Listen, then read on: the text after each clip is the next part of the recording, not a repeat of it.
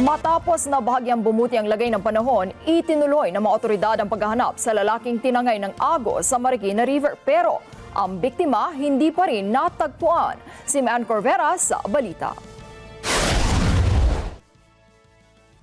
Patuloy ang search and rescue at retrieval operations sa mga tauhan ng Philippine Coast Guard at Marikina Rescue Team sa isang lalaki na tinangay ng malakas na agos ng tubig sa Marikina River kahapon.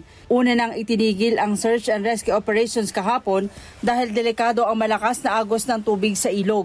Ayon kay Rameses Mendoza, ang head ng Operations and Warning Division ng Marikina, 3:30 kahapon nang huling makita ang 22 anyos na si Jerome Racelis sa may Tumana River. Tumawid umano ito sa ilog para puntahan ang kanyang kaibigan na nangingisda sa kabilang pampang, pero tinangay na ito ng tubig sa kasagsagan ng ulan. Yan, up to now, continuous yung pagsasearch namin sa kanya.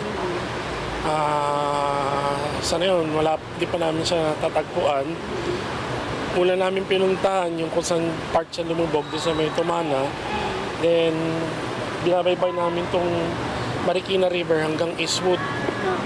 Kung baka sakaling inanod na siya or ano, para makita man lang namin siya. Pero so far na yun, wala pa. Hindi pa rin namin nakalulokit. Ginalugad nila ngayong araw ang kahabaan ng Marikina River mula Tumana hanggang floodway sa Pasig kung saan posibleng tinangay ang biktima pero hindi pa rin ito natatagpuan.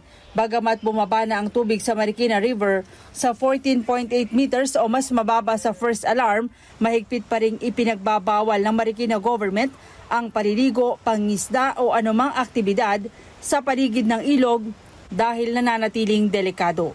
Pero inaabisuhan pa rin namin sila na mag-iingat. As much as possible, doon sila sa, wag na mismo sa tubig.